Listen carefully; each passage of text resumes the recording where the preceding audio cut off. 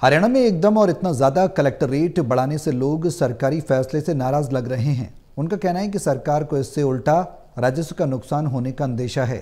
गौरतलब है कि प्रदेश सरकार ने इस बार जिलों के डीसी की सिफारिश न मानकर खुद ही आनन फानन में फैसला ले लिया, जिससे तहसीलों में परेशानियां खड़ी हो गई।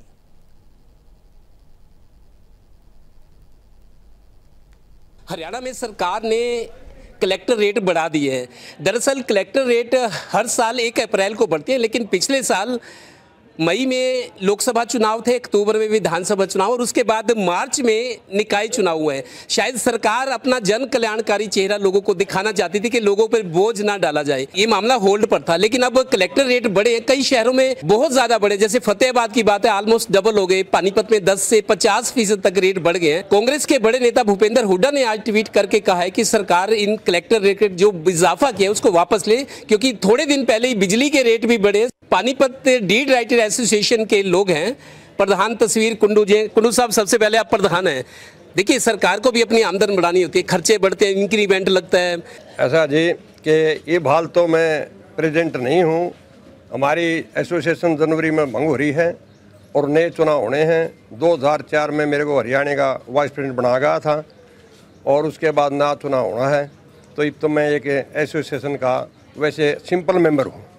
तो जो आप कह रहे हैं कलेक्ट्रेट का, तो ये तो देखो सरकार की मर्जी है कि वे कब बढ़ाए, कितना बढ़ाए, लेकिन थोड़ा मौका पब्लिक को और ख़ासकर डॉक्यूमेंट राइटर को ये देना चाहिए कि भाई हम ये कलेक्ट्रेट ऐसे ऐसे रिजवाइज कर रहे हैं। कई बार हमारे को बुलाया भी था डी साहब ने और कहा था भाई जहाँ समस्या है कलेक्ट्रेट पहले ज़्यादा हैं तो हमारे नोटिस मिला। तो उस टाइम भी हम मीटिंग में गए थे, 1-2 बातें रखी भी थी और हमारी बात माननी भी गई थी। लेकिन अब की बार जो है ऐसा नहीं होया और वो एकदम से ही जो है ये घोषणा कर दी गई कि भाई कलेक्ट्रेट ये ऐसे ऐसे। तो सरकार के लिए भी अच्छा नहीं है, क्योंकि जितनी भी ज़्यादा कलेक्ट्रेट होंगे अनाप शनाप, लोगों की क्रय विक्रय कम होगा।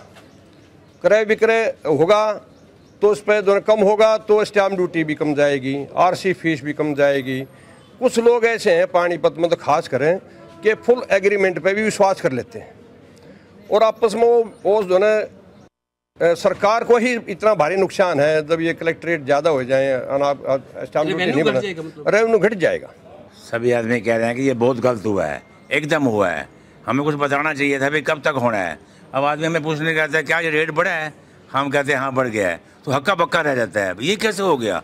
अब जिस आदमी ने रजिस्ट्री करवाने के लिए यहाँ पर आए हुए हैं, दोनों पार्टी आई हुए हैं, वो आगे कहते हैं हमारे पास इतने पैसे नहीं हैं, हम कहाँ से बढ़ाएं। तो ये बड़ी परेशानी का जो सिलसिला पैदा हो गया है।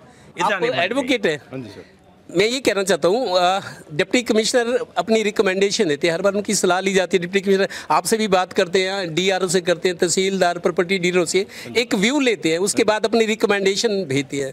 तो इस बार सरकार ने अपनी तरह से कर दिया। रिकमेंडेशन तो गई है, लेकिन सरकार ने अपनी मर्जी से किया है। तो इससे भी क्या कुछ फ़र्क पड़ रहा है? बिल्कुल फ़र्क पड़ता है सर। एक तो इंसान पहले पूछे कि भाई इसमें हम इजाफा करेंगे तो कितना इजाफा करेंगे या नहीं करेंगे। आपको अपना फ़ैसला सुनाना, सरकार अपना फ़ैसला सुना सकती है, लेकिन अगर वो फ़ैसला एक मिल बांट के बात करके लिया जाए तो ज़्यादा मायने रखा जाएगा, लोगों की सुनी जाएगी।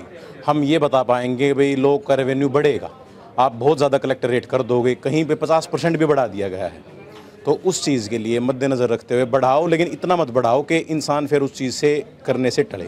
मुख्यमंत्री जी का बयान आया है आज कि जो प्लॉटों की ऑक्शन होती है हुड्डा में, लाखों वाले प्लॉट करोड़ों में हो गए, ऑक्शन में हो रहे हैं। उनका सरकार का ये प्ली है कि अगर लाखों वाला प्लॉट अब ऑक्शन में करोड़ों में हो गया, उसकी मार्केट वैल्यू बढ़ गई है, तो सरकार का रेवेन्यू भी बढ़ना चाहिए, इसलिए कलेक्टर रेट ज़्यादा बढ़ाए हैं। ऐसा जी ऑक्शन की बात तो कई बार ऐसे होती है कि आपस में लोगों में जिदबाजी हो जाती है और कई दफ़ा पंचायत की जैसे बोली देते हैं ज़मीन की ऑक्शन में, तो गांव में जिद कैसा हो जाता है वो बोली दोनों फिर कई बार कैंसिल हो जाती है और सिक्योरिटी भी छोड़ जाता है। तो ऑक्शन तो एक दोनों ये कई बार ये मुद्दा लेकर चलें कि भाई ऑक्शन में ज़्यादा जाता, तो कई बहसा बहसी में आदमी इज्जत के लिए दोनों पीछे नहीं हटना चाहता कोई। सर ऑक्शन एक्चुअली प्राइस से ज़्यादा चली जाती है और कई दफ़ा अगर ऑक्शन में वो चली जाती है उन्हें रिस्ट्रीव करानी पड़ती है, लेकिन जब रीसेल करता है ना उसको पसीना आता है और रीसेल नहीं हो पाता दोबारा।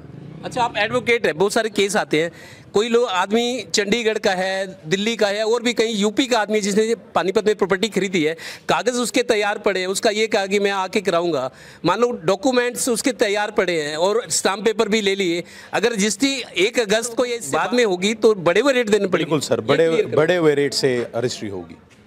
अगर कोई 1 अगस्त के बाद रजिस्ट्री कराएगा तो बड़े हुए रेट से। ये आपको क्लियर कर दिए गए? हाँ जी, ये आ गया, लिस्ट आ गई है जी, लिस्ट आ गई। आज भी सरकार की अपनी कोशिश या मजबूरी हो सकती है कि कलेक्टर रेट बढ़ाया जाए, क्योंकि सरकार को भी अपनी आमदन बढ़ानी है, लेकिन जिस तरीके से बढ़ाए गए हैं और बिना टाइम दिए बढ़ाए गए हैं, उस चीज़ का थोड़ा बहुत लोग महसूस कर रहे हैं। और कई लोगों के मुंह से ये भी है कि थोड़े दिन पहले सरकार ने बिजली की दरें बढ़ाई हैं, बिजली का बोर्ड डाला, अब एकदम कलेक्टर रेट 1 साल नहीं बढ़ाए, अगर अब बढ़ाए हैं तो उसको डबल करके बढ़ाया, तो जनता इसको बोझ मान रही है। सहयोगी श्रीनिवास के साथ Devendra Kathuria, total news, Panipat bureau.